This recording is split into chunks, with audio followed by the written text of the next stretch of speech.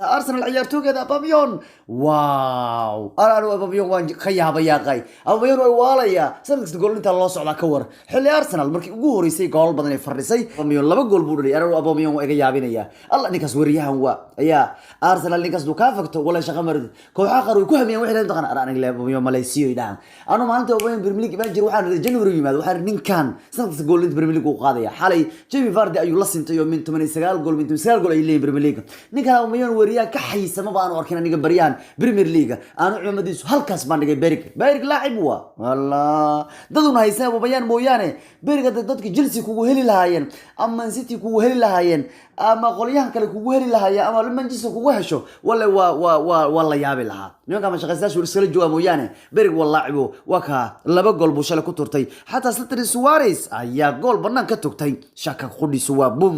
gool buu ku turtay oo Arsenal waa iskeentay yaa mise Tottenham bay ciyaar u dhiman tahay balaan yara eego balyan arwe eego Arsenal tuati maad adduunyo wabe lacni wax laakiya Tottenham baan wali ciyaarin ha laakiin Arsenal tuad bay timaad xaliyo cimamad bay leedahay waa soo daashay cidda bariyaan waa ilownabe meelahay kala joogaanba marka waa ka ma jiro ciyaartoy ka dhaqsi badnaa ninka la yiraahdo Aubameyang oo konto gool Premier League dhaqsi ku gaaray ciyaartoy Arsenal soo maray taariikhda hatta Henry hatta sida ma samayn waran Aubameyang markaan ku leeyahay waa waalaya waa runtii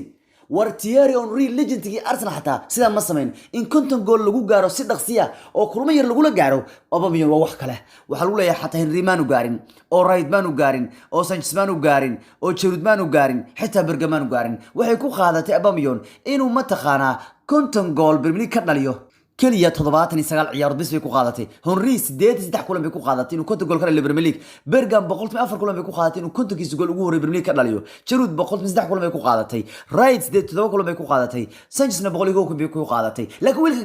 ويل كيرجع بانويسكا تضباطني سجال كلهم بيكو قادتي أباميون إنه كنت جول أرسنال البريمير ليج أقول يعني وعيارتو أقول أرسنال لسه دخسي كنت جول البريمير ليج أقول ويانا كان مركان إنه كان وحكر ويان ولي أباميون وحلو يعني وكنيك البريمير ليج وخطرت بدل سؤال عنه كله تاني مركو بريمير ليج ويمادي كنت جول أيو كدليي كريم تاني مركو سو أرسنال وصفت كونك سجور ولا إلى هذا محمد صلاح باك جول بدل مويانه إلا هذا تاني مركو كان بريمير ليج يمادي واني كان لبعض أقول جولش بدل بريمير ليج ويان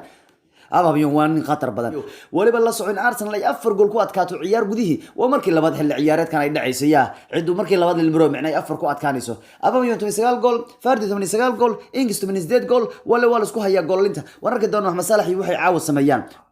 bal warkiina maxaad ku daraysaa Maxamedow waxaan ku darayaa Aubameyang waxay leeyahay Arsenal waan cishan doonaa oo Arsenal wuxuu leeyahay waxaan ku rajaynayaa uu leeyahay inaan Aubameyang ka saxiixis cusub uu leeyahay oo kabtanku la sii joogo uu leeyahay kadib guushii Arsenal ka gaartay Norwich oo uu kabtanku laba gool ciyaarta kale wuxuu ku rajaynayaa inay ciyaartu ugu cishan doonaan qudhiisa